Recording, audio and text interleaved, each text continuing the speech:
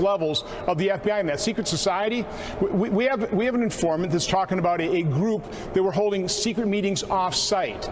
There's so much smoke here. There's so much suspicion. Let's stop there. A secret society, secret meetings off-site of the Justice Department. Correct. And you have an informant saying that. Yes.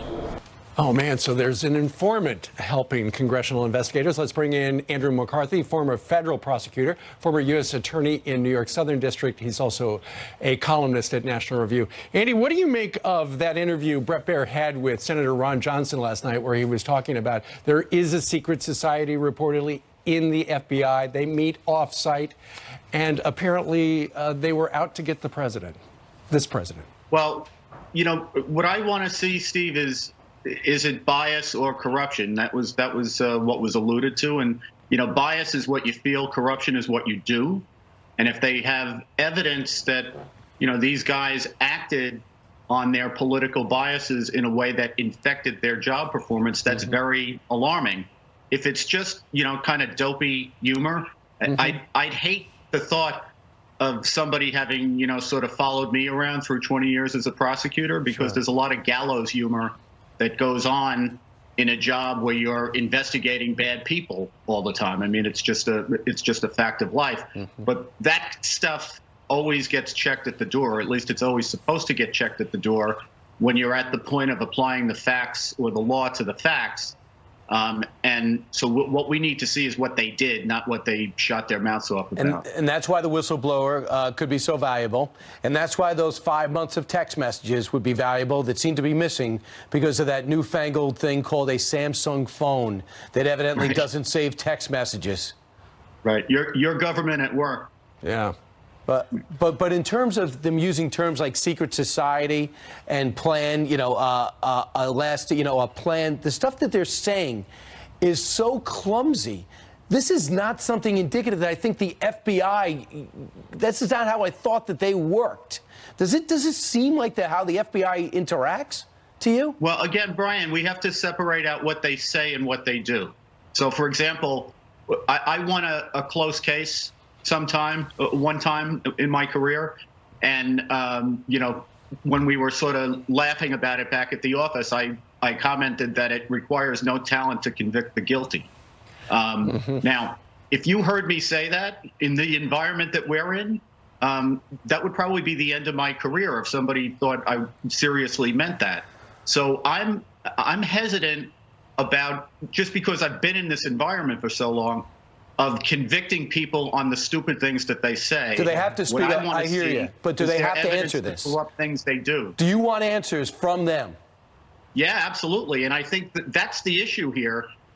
When you go from the point of like joking around to saying we need an insurance policy against a Trump candidacy, in circumstances where it seems that you've used this partisan propaganda screed, the Steele dossier, which is salacious and unverified, and evidently has been brought to a court to get authorized surveillance authority, that's a lot more serious than a bunch of guys saying stupid stuff. And that needs to be looked into.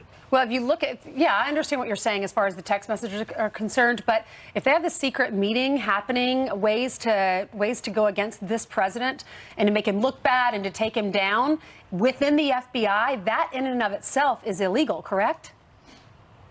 Well, of course, if they're conspiring to do something that violates the law, or if they're conspiring in any way to obstruct justice, that isn't a bunch of guys sitting around talking and saying stupid stuff. That's agreeing to violate federal law. Right. But, you know, the jump from one thing to the next is something that has to be proved with hard evidence. There's an awful lot of places in the FBI that you can have covert conversations. So, you know, I'm a little bit skeptical about the idea that, you know, these fellas all have to go off to an offsite and have their sinister meetings. But I'm open-minded about it because there's been a lot of funky stuff that's gone on here. So let's see the proof. Exactly. Well, it sounds like Devin Nunes and some other members of Congress on the Republican side are trying to show the American public some proof. There's this 4-page FISA abuse memo that they've apparently written up. They're trying to get it declassified, trying to present it to folks, and that would be hard evidence of corruption, right? Yeah, we would hope so, depending on what's in it. You know, I'm inclined to believe that there's serious stuff in the memo, because there'll be an awful lot of people with egg on their face if there isn't. The criticism about, you know, the fact that it's probably a one-sided partisan document coming from people who champion this dossier, which is like the one-sided partisan document of all time, that is salacious, unverified, and apparently used in federal court to get spying authority on the opposition party's candidate. I'd be a lot more alarmed about that than a 4-page memo. A 4-page memo, under circumstances where we need information, should be something everyone would welcome, I think. Sure. Andy, for the folks who are watching, you wrote a great op-ed in National Review, and essentially you would talk about how the Hillary email caper was whitewashed, and it wasn't the Department of Justice, it wasn't the FBI. You point the finger directly at the former president of the United States, Barack Obama. Yeah, I've never understood, Brian. It seems to me that, Steve, I'm sorry. It seems to me that they've always tried to go bottom up with this, in the sense that it was the FBI that threw the case, or the Justice Department. And I think what you need to separate out is who are the most visible actors. And obviously, Director Comey was very out front in all of this, versus who are the real decision makers. And the fact is, if President Obama did not want Mrs. Clinton charged, she was not going to be charged by his subordinates. That was not going to happen. And what happened here is Obama himself engaged in these email conversations with Mrs. Clinton, knowing he was doing it on her private email. He used a pseudonym. And they were discussing things that were clearly, you know, very sensitive government matters. You could not have prosecuted that case without exposing that fact. And no one So I ever think that's brings a up real that the president. additional reason why this case was never going to be authorized in the first place. Andy, you believe that since the president was using his private email, interacting with the Secretary of State using her private email, that was the linchpin that says that he will not turn on the Secretary of State because he looks worse. It shows he knew the whole time how she was doing this. And they classified it all, right? Let me be clear, though. I'm not saying President Obama was using his private email. From what we can determine from the reporting, it looks like it was a pseudonym. It wasn't his real name, but it was an official government email. But the violation here is that he knew he was talking on a private email channel, that is Mrs. Clinton's account, and they were discussing very important government matters that shouldn't be discussed in that setting. If folks would like to read the editorial, go to National Review Online. Andy, thank you very much. Thank you. Thank you, guys. Have a great day. You too. Jillian has some headlines for you at home. Hey, Jillian. That's right. Good Wednesday morning to you guys, to you at home as well. Let's start with this story. New information on the Taliban's deadly attack at an upscale hotel in Afghanistan. The State Department says multiple Americans were killed and injured when gunmen stormed the Intercontinental Hotel in Kabul. Earlier, former CIA officer Mike Baker told us it could have been an inside job.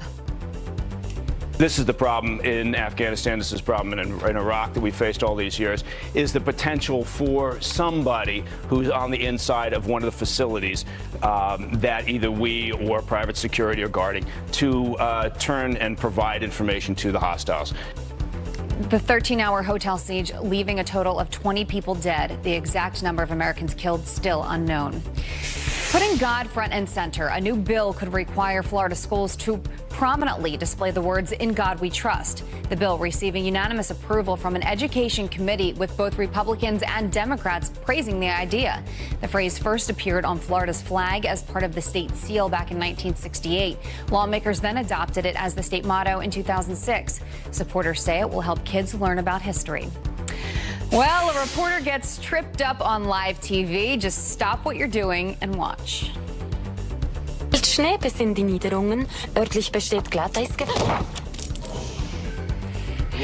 So the woman, obviously, as you can see, slips. She falls to the floor while giving the forecast in Switzerland. It's unclear why she lost her balance.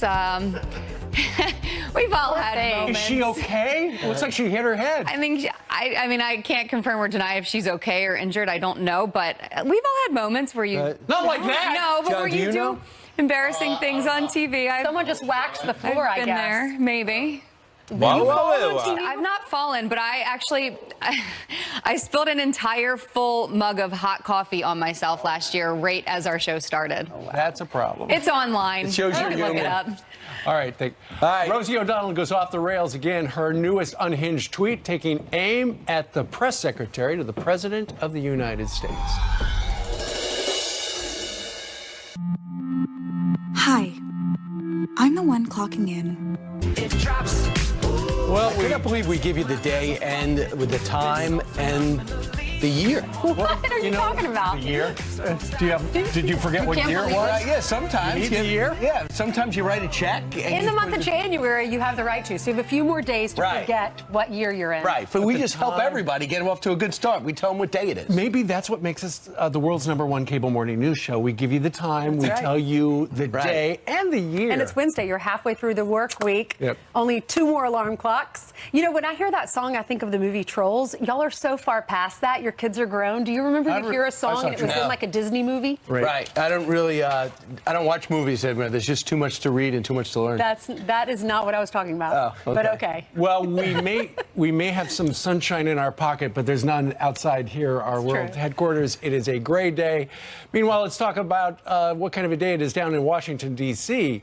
Well, as it turns out, Robert Mueller, the special counsel, looking into Russia collusion, it sounds like he's on a collision course with the President of the United States, because according to the Washington Post, Mr. Mueller wants to talk face-to-face to the president and also allow him to submit to some written questions.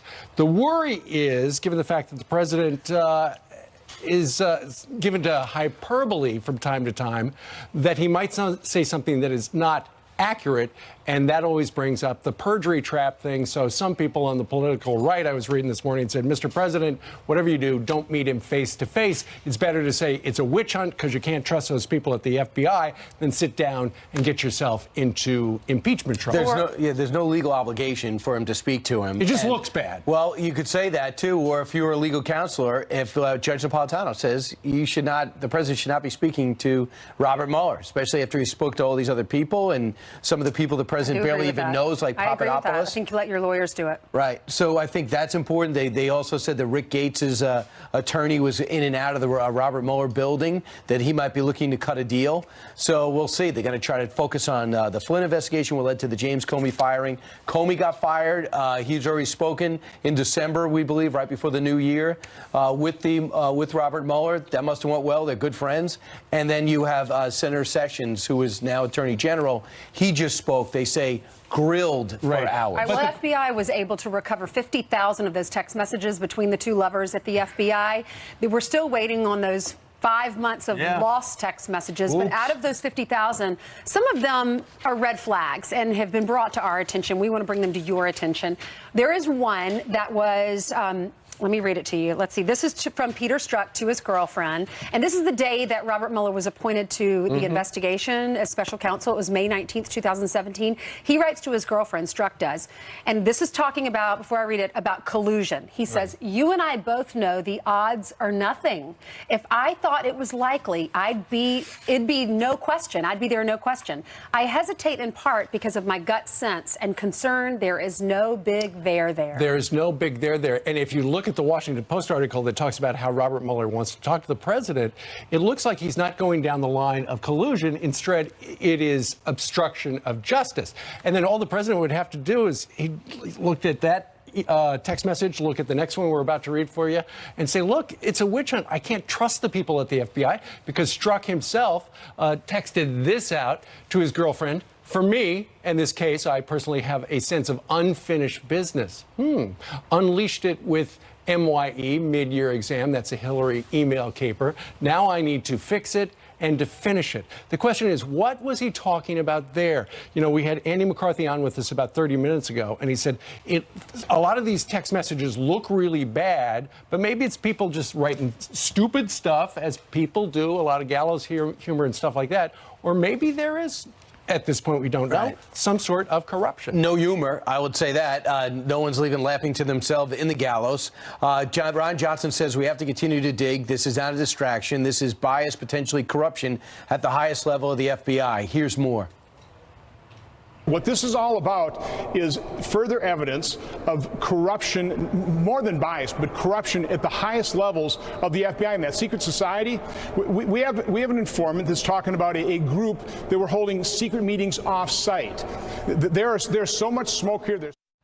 So, No kidding. And a lot of people say, look, Robert Mueller was running the FBI. Is he going to be that critical about the FBI if he finds out upon further review that the FBI was out to get President Trump? Is that going to be something he's going to uncover, go where the investigation leads him? For example, one time you're looking at the Clinton Whitewater investments. Next thing you know, you're talking about an affair.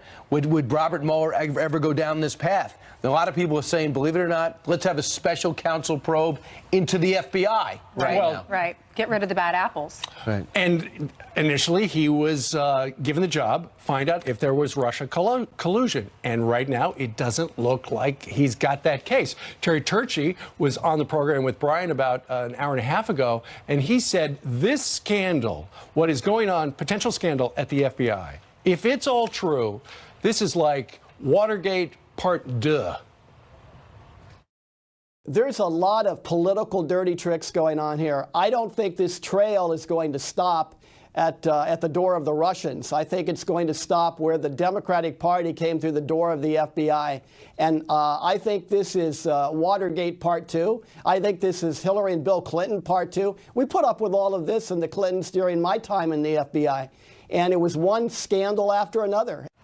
And that's one of the reasons why Devin Nunes and other members of Congress are trying to get out this 4-page FISA abuse memo. Right now it's classified, but apparently it has been written in such a manner that the average American can understand it, but it does have to be declassified. They're going through a kind of a laborious process to get it to the point where we can read it. They're going to have to sign off on in the committee, and then the president himself would have 5 days to say, I don't think that should go out, but I got a feeling this president would say, I'd like everybody to read about what went on at the FBI. Here's what he tweeted.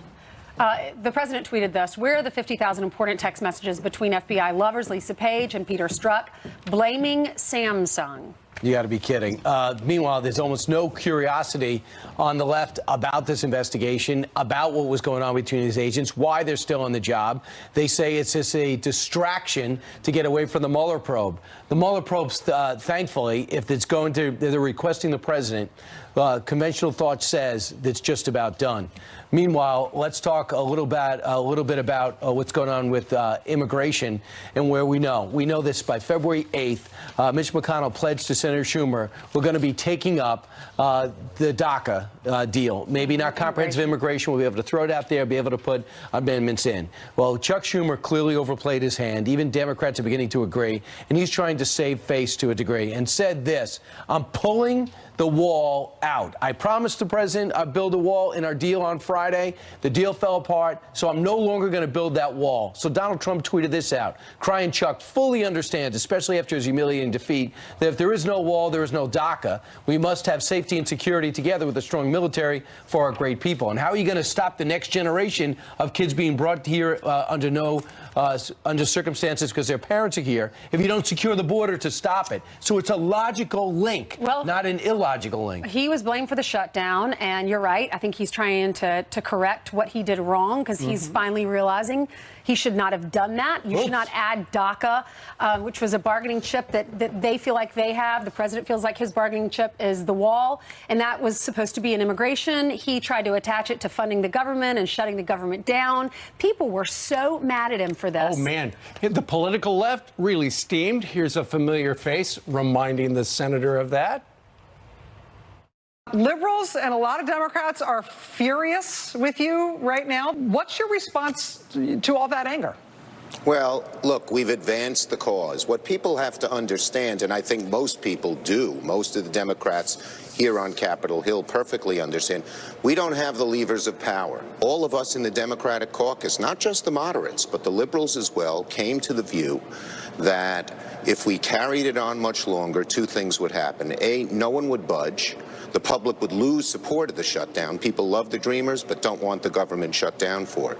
So we cut the best deal that we could. Right. So what is the deal going forward? We had Senator David Perdue with us about an hour ago, and what he said is they're working on a plan that actually incorporates all 4 of the president's principles. Do something about DACA, have a wall, something about chain migration, and also the visa lottery. He said as well that the high hurdle is, would it pass by the House? And he's confident that what they're working on right now, a bunch of senators, both sides, would pass the House. Well, the problem is, I would like to add this, the problem is Senate. You got to get 60 votes. And unless he lines up, unless he has these senators that are pliable, like maybe Senator Coons and Manchin, it's not going to pass. So they got to get back to that 25-person meeting that pushed Senator Schumer to bail on this. That's what, if you watch other networks, they talk about how this is the Republicans' fault. They need 60 votes, so we need Democrats as well. But Samsung just released this statement. We're talking about the text messages, FBI saying we can't recover them because it's Samsung's fault, basically. And Samsung says, we believe that Samsung devices are not the cause of this issue. We will fully cooperate with any investigation. Keep in mind, what the Department of Justice put out on Friday was we can't find in 5 months because these new Samsung phones back then, there was a problem with the software and retention. So obviously Samsung is saying, hey, there's nothing the matter with our phone. It's something at the Department of Justice. And keep in mind, we had Sarah Carter on yesterday, and she said one of the theories floating around right now is that perhaps the Inspector General, Horowitz, down at the Department of Justice, did get all of the email between the lovebirds at the FBI. But somebody may have come in after he took them and tried to get rid of them, in which case that would really be really bad. The American people deserve to know 3 things in regards to this, and that's we need to see the FISA memo, we need to know what happened to these text messages, and we need to see them. And what was the third thing I was thinking of? Maybe there were just 2. No, there was a third. What were you going to say, Brian? And I'll think about it. Well, the only thing I'm going to add is Senator Johnson told me yesterday on the radio he does not believe that Horowitz has the 5 months of emails. Okay. The last thing is the secret meetings. The secret meetings within the FBI. If that's happening... Secret society. Secret society, and they're doing that just to go against the president, we need to know about that, too. Man, oh, man, lots to talk about. All right. DOJ is about to take a major step to crack down on sanctuary cities. Public Affairs Director Sarah Flores is here with the announcement that you'll only see on Fox and Friends, and that's coming up. Plus, you have a veterans group. They wanted to run this ad at the Super Bowl asking players to stand. But the NFL said no. Hear from one of the vets behind the ad, plus your emails. That'll be next.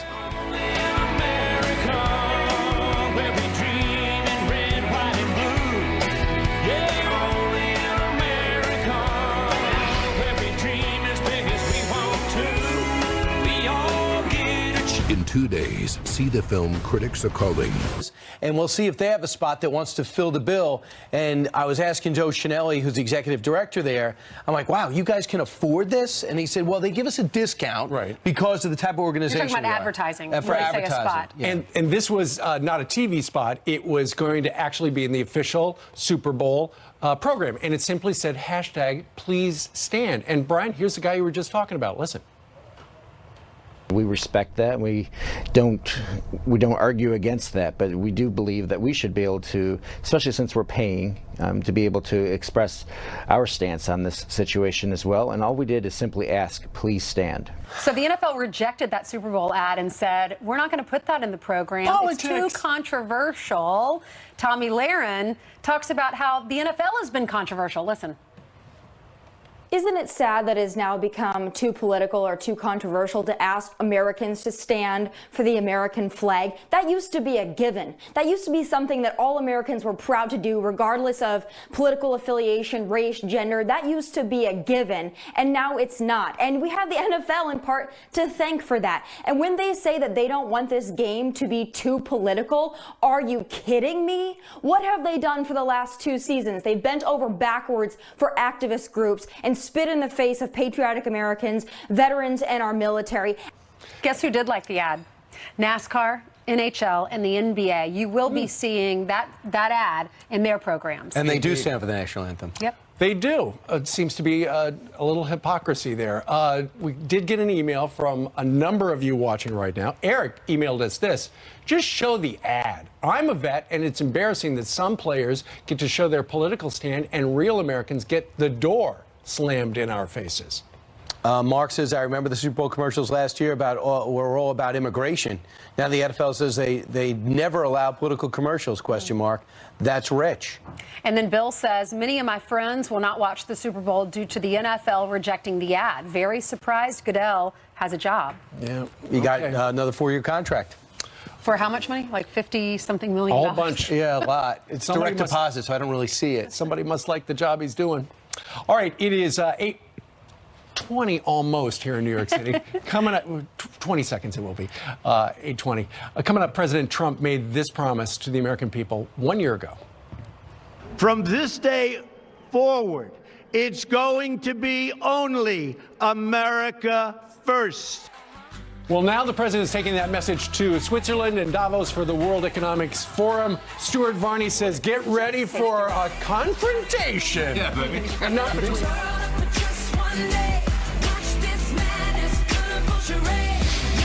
After a suicide car bomb detonates outside a Save the Children office in Afghanistan while gunmen storm inside. At least 2 people are dead and 12 more injured. It's believed that nearly 50 people were in the building. This attack coming just days after the Taliban siege of an upscale hotel in Kabul, where Americans were among the 22 people killed. The teen who opened fire at his high school, killing 2 classmates, will be charged with murder. Police say the 15-year-old boy sprayed students in Benton, Kentucky with bullets, leaving 2 teens dead and 20 injured. 16 have gunshot wounds. The suspect's motive still unknown. One student claims he knew exactly what he was doing and he looked determined. I just, I took off. I started running. I was just scared for my life. This is terrifying. And it's still it's like something out of the movies. It doesn't feel real. 4 students remain hospitalized, and we're now getting our first look at one of the victims, 15-year-old Bailey Nicole Holt. Prosecutors don't want any contact between 13 children and the parents accused of torturing and starving them. David and Louise Turpin heading back to court today as we learn the family was planning to move to Oklahoma. It was reportedly interrupted when their daughter escaped from their California home. 6 of the children will be split up in foster care, while the 7 adult siblings will be sent to an assisted living facility. The couple faces up to 94 years in prison. That's a look at your headlines. Ainsley. All right, thank you, Jillian. Well, today, President Trump's going to go to Davos, the World Economic Forum, which is in Switzerland, where he's expected to shake up trade, tout our economy, and meet with world leaders, make America great again, while pushing his America First agenda. But Stuart Varney predicts a confrontation because, Stuart, you've got all these elites there, and they include the climate crowd and the open borders people. Yes. And the president has been very vocal about he doesn't like their policies. You read my notes, didn't you? They're That's right what you here, did. ladies and gentlemen, Exhibit A. Let's explain here. Every year in the Swiss Alps, in the town of Davos, the elites of business and politics from around the world, they all get together for a big confab. Now, this is, as you say, this is the home of the global warmers. This is the home of the people who think that income inequality is the greatest threat to capitalism and to our society. These are the open borders people. And in walks our president, President Trump, right in the middle of them. I predict a confrontation because he stands for everything that they don't stand for. Do you think he confrontation. doesn't care, does he? He's like, bring it on. I think so. Now, look, he could play nice. I mean, he could. But I don't think he will. I think he'll stick it to him. I think he'll say, look, we know how to get prosperity. You follow us, learn something. This is how we do it. He says America first, but not America alone. And he also said we're open for business. Look at our economy. And I watched Gary Cohn's press conference yesterday along with McMaster. And he says, listen, we're going to tell the world what's going on. We want bilateral agreements. You just want these big Titanic agreements. What do you think is the significance of the tariffs on washing machines and solar panels? Is he sending a message intentionally before this visit? That's exactly what he's doing, in my opinion. Look, I don't agree with putting these tariffs on. I think it could end up in a trade war. I'm not particularly in favor of that kind of protectionist policy. However, this is an opening gambit from our president. He's laying it on the line there. He's saying, look, Here we go, sports fans. This is what we're going to do. Now pay attention, because you don't know what's coming next. Sure, he's saying, go ahead, buy your washing machines and your solar panels from American companies. Meanwhile, Stuart, I hold in my hand a Starbucks iced coffee. Yes. What is going to happen to the person who put the coffee in this cup? He or she is getting a wage increase and an increase in their benefits. Thanks to? What we're talking about now is the pass-through flow from the tax cuts given to business passing through to employees. Starbucks is the latest. It's becoming a flood.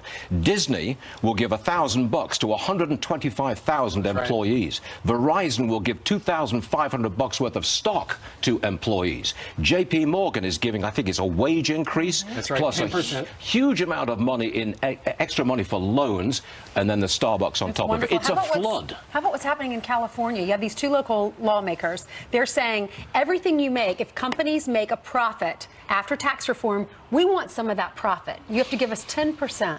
Is California still a part of the union? Because they're drifting off out there into the leftist land. And I doubt Look, it's it's outrageous that they are going to say, look, you've got X number of extra dollars in your business because of the tax cuts.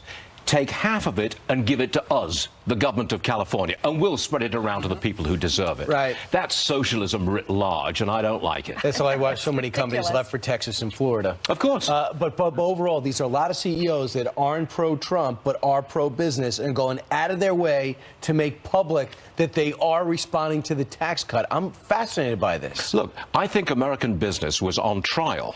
They got just about everything they wanted from the tax cut deal. All right, now what are you going to do for us? And they're doing it. If they don't do anything, the Bernie Sanders of this world are eager to jump in and re-tax them. But they are coming through with a flood of these give-backs and bonuses It's and smart to do. That's wage how you increases. get your competitors' workers. You're offering more money, they're going to leave part of and the go deal. there. We are short on skilled labor in America, short of labor, period.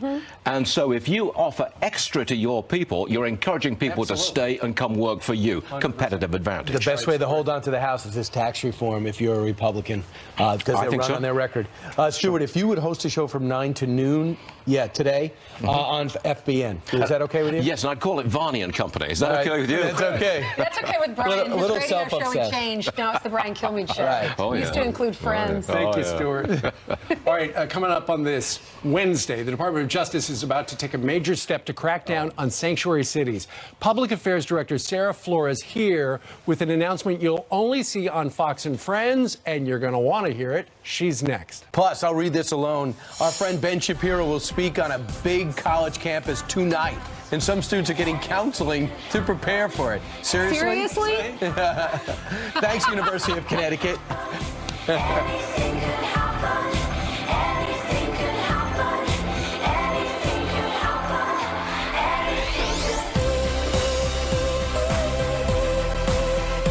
You take care of business. Let Office Depot Office Max take Fox and Friends, 8:33 here in New York City. Let's go down to the Department of Justice, and Sarah Isgur Flores joins us today from our bureau. She's the DOJ's Public Affairs Director. Good morning to you. Hi, Sarah. Morning, guys. Good morning. It's great to have you. And you've got a big announcement. You know, we've been talking for a while about sanctuary cities, and I know the President of the United States said, look, we're going to crack down on them. You've got a big announcement today, don't you? Absolutely. Later this morning, we are going to announce that we have identified 23 jurisdictions that we think may not be in compliance with federal law. We are sending them a document request, and if they don't answer that, we're sending them a subpoena. Can you give us an example of the jurisdictions that are going to be zeroed in on?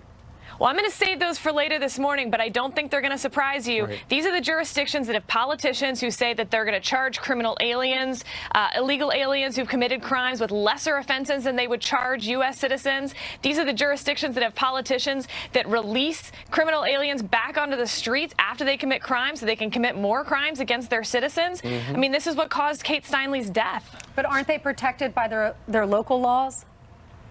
Well, they are, except if that means that they're conflicting with federal law. Right. So what we have here is that we've given them federal dollars, your taxpayer dollars, to cooperate with federal law enforcement. They didn't have to take that money, but they did. And when they took it, they said they would comply with federal law. So what we're saying is, if we find out you're not complying with federal law, we're taking the tax dollars back. Okay, and the tax dollars we're talking about, because all of these municipalities and entities get a lot of money from the federal government. You're not talking about all the money. You're simply talking about the burn grants, right?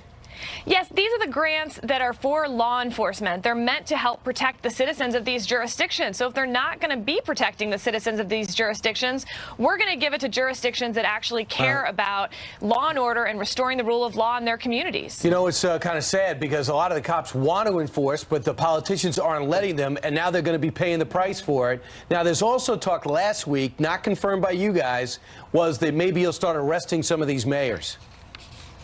Well, I don't have any announcements on that this morning, but the truth is every crime committed by someone who shouldn't be in this country is a crime that's 100% preventable.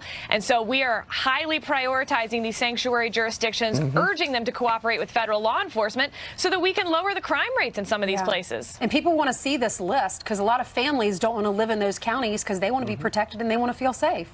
Well, you're going to see it later this morning. We'll be standing by. Sarah, while you're here, we got to ask you a little bit about our lead story. We've heard through some congressional investigators some of the contents of some of the 50,000 text messages between the lovebirds who were working there at the FBI. Samsung came out with a statement this morning that said, hey, don't blame us, not our devices, but we're going to cooperate with the investigation. To the best of your knowledge, what happened? Well, that's what we're going to find out. So here's what we know so far. We know that there were just over 50,000 text messages between Lisa Page and Peter Strzok during the time period that the Inspector General is investigating. And what we also know is that for about a 5-month period, those text messages never got into the FBI server. And we informed Congress. Well, and the Attorney General has said that we are going to get to the bottom of that. The Inspector General is looking into that immediately, and we're going to figure it out. And we're going to use every option available to find the text messages through other forms, whether it's the old phones, whether it's going to some of these technology companies that were involved and seeing if they have them. The Attorney General said we'll leave no stone unturned trying to find the text messages, and obviously we are reviewing immediately how they didn't get into the server in the first place. You know, we just keep hearing about hard drives that get smashed with hammers and bleach bit that wipes out servers, so you can't blame the American people if they're listening saying there's going to be some reason why we never get those 5 months out again. But I also think it's kind of interesting to find out through the press that your boss, the Attorney General, did sit down with Robert Mueller's investigators. The term used was it went on for hours and it was a grilling. How do you guys characterize it? Well, we were happy to confirm that the Attorney General spoke with the Special Counsel's office last week. He was there for a few hours, and then he returned to work to get back to the work of this president, reducing crime, taking on sanctuary cities, taking on the opioid epidemic. Why did they interview him, Sarah? I'm not going to step on the special counsel's investigation while it's ongoing, but the Attorney General was happy to speak to them about anything they wanted to ask about. And don't forget, this Attorney General, I think we counted something like 25 hours of open testimony on Congress last year. So he has said a lot about these topics and not shy to share. We understand you, obviously, because the special counsel don't want to say too much, but let's go back for a second to the lovebirds at the FBI. They are still working for the FBI. Why? Well, as the Inspector General's investigation is ongoing, we hope that wraps up soon and expect that we'll have a determination by the Inspector General of whether there was wrongdoing.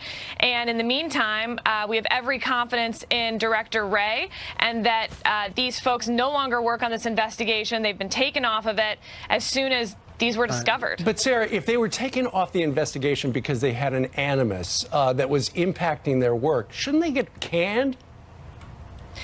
Well, as you know, the career civil service rules are a little bit complicated, but once the Inspector General wraps up We're their talking report, about the FBI. They should be above reproach. That's absolutely true. And they're It's still something at the FBI. And you know what? I spoke to my mother last night, who was one of the first supporters of this president from the moment he announced his candidacy. And this is exactly the conversation we had. She's reading the text messages like we all are and is deeply disturbed and wants to know exactly what you're saying. And the answer is when we have a finding from the Inspector General, which we're going to release publicly, that's when, you're going to see some real action on this. What do you know about the secret meetings? I'm reading the same text messages you are, so I know nothing at this what point day beyond. are they? I wasn't invited. You know what? I am so jealous of you, Sarah, because I cannot get my mom to text. We even got her an iPhone. She will not text. She'll only email. Mine just started texting a couple months ago, so there's hope yet. All right. Is she on emojis yet? No, we haven't gotten that far. It's coming. I'm just telling you, it's coming. Okay, All right. okay. All right, Sarah, thank you very much for joining us and telling us poor as much mom. as you can today. Thank you. I don't ever want to be a mom like that. What? It doesn't. Y'all keep me up to date on electronics, please. My mom sends like 7 texts in a row with just one letter. Like, Mom, what are you doing? Testing things out. Right. All right. I know. She doesn't use vowels yet. All right, Julie, 20 you know minutes that before feeling. the top of the hour. Good morning, guys. We do have some news to get to, so let's get you caught up on some of these headlines right now, starting with this. The accused terrorist charged with murdering 8 people on a New York City bike path, refusing to stand for a federal judge. Sayfullo Saipov showing blatant disrespect in court. The Uzbek national is accused of mowing down people with a truck in the name of ISIS on Halloween. His lawyers have indicated he would take a plea deal to avoid the death penalty. Fear of conservatism taking center stage on another college campus. The University of Connecticut offering counseling to any students offended by writer Ben Shapiro's speech today. The move, part of the school's new rules that only target conservative speakers. The university also taking aim at free speech, banning the public from attending Shapiro's appearance. Turning now to extreme weather, incredible video showing a school bus sliding backwards down an icy street in Massachusetts. Watch. Oh my goodness. Oh my God. Oh my God. There were nearly 24 kids on board that out-of-control bus when it slammed into a car. No one was hurt. Let's look at your headlines, guys. Send it to you. It's one of those things you see, it's going to happen, and you just can't control stop it. That car parked on the side of the road stopped it. It looked like. Right. I like to formally come out against black ice, and I'm looking to campaign against it. Adam Klotz also against black ice, right, Adam? Oh, yeah, I'm absolutely against black ice because I'm slipping and falling all over the place all the time. We've got some excited people out here. First, we've got a group from Florida who was disappointed Janice Dean wasn't here. So because of that, I'm moving right along to this nice family that's been out here for over an hour, the Nielsen family. Wait, there's someone you wanted to give a shout out to, right? Oh, my son Broski, love you. Has it been a cold winter in Chicago? It's freezing. A freezing winter in Chicago. Well, there is some good news. Take a quick look at the maps. Can we pull them up real fast? I know I'm almost out of time here, but it is a little bit of a warm-up piling up in the middle of the country. All right, big Fox News fans, guys, we're throwing it back in. Who's your favorite anchor? I'd be Adam, I think. Oh, there it is. I thought they were going to say one of you guys, but I'm going to take that. Tell them hello. All right. Adam, thank you very much. Yeah, no problem. You bet. All right, coming up straight ahead in the next 18 minutes, if my rundown's right, Democrats continue to slam President Trump's border wall, but our next guest says the wall will work, and he's got 4 examples to prove it. Plus, it's a thrilling new spy story. A CIA agent discovers a secret forcing her to choose between her country and her family. It's written by an actual CIA analyst. The author of Need to Know joins us live. Coming up. To do is wait a second, your hands on mine. The clock is ticking, so say. Some Democrats continue to slam the president on his border wall. A border wall is a waste of money. The wall was a great idea in the 15th century. It's just idiotic. In the 15th century. Well, while some say the wall is ineffective for a border plan, countries around the globe have come to rely on walls. Michael Rubin is a senior fellow at the American Enterprise Institute. He joins us from our nation's capital. Michael, good morning to you. Hey, good morning to you as well. Okay, so the president wants to build a wall so that it's hard to get into this country. Does it work elsewhere? The answer is yes, right? Well, absolutely. Critics of the wall like to pretend there's no precedent here, but the fact of the matter is more than 60 different countries rely on border walls, and when they've built them, they haven't come away disappointed. Let's take a look at the big wall over here, some of the countries and the impact. For instance, in Israel, it did all that stuff, but it reduced attacks by 90%, didn't it? Well, that's absolutely the case. I was in Israel teaching at a university during the terror campaign of 2001, 2002. That terror campaign was ended when Israel built the border wall along the West Bank. Now, some people say, hey, you look at the U.S.-Mexican border, people can just tunnel underneath it. Yeah. But the Israeli technologies have been able to counter that as well with huge advances in anti-tunneling technologies. Meanwhile, let's go to the country of Cyprus. The UN built a wall there, and you know what it did? It successfully ended the fighting between the Turkish and the Greek combatants, didn't it? Well, absolutely. And what's actually interesting here is so many in the United Nations will criticize Donald Trump, will criticize the idea of building walls. But by the United Nations actually building that wall in Cyprus, they created the precedent in international law of these walls being legal. Sure.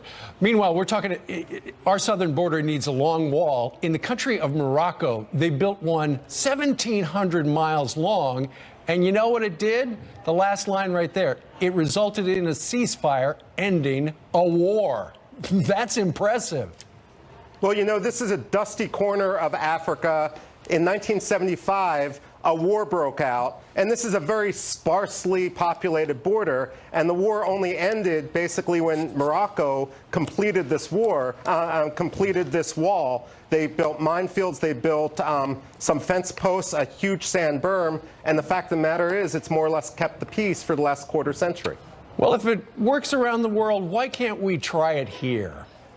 Well, that's one of the big questions. You know, lots of countries have built walls not just for security, and heck, in India and Pakistan, it may have prevented a war between nuclear powers, but they've also used it to prevent illegal immigration. The fact of the matter is, the record is clear, the precedent is in, it works.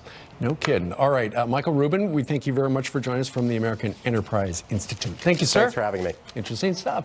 All right, straight ahead, it's a brand new spy thriller about a CIA agent who discovers a secret, forcing her to choose between her country and her family. And it's written by an actual CIA analyst. The author of Need to Know joins us live. But first, let's check in live with Bill Hemmer. Wonder what they know, right? Steve, Yeah, right. Steve, good morning. Great Morning. show this morning. What does this informant know? Senator Ron Johnson is live on that. What does Robert Mueller need to know next? Alan Dershowitz will answer that question today. Another major company making moves after the tax law. And Chuck Schumer says no deal on the wall, but was there ever a deal to begin with? Depends on who you ask. Sandra and I will see you shortly. Top of the hour, 10 minutes away.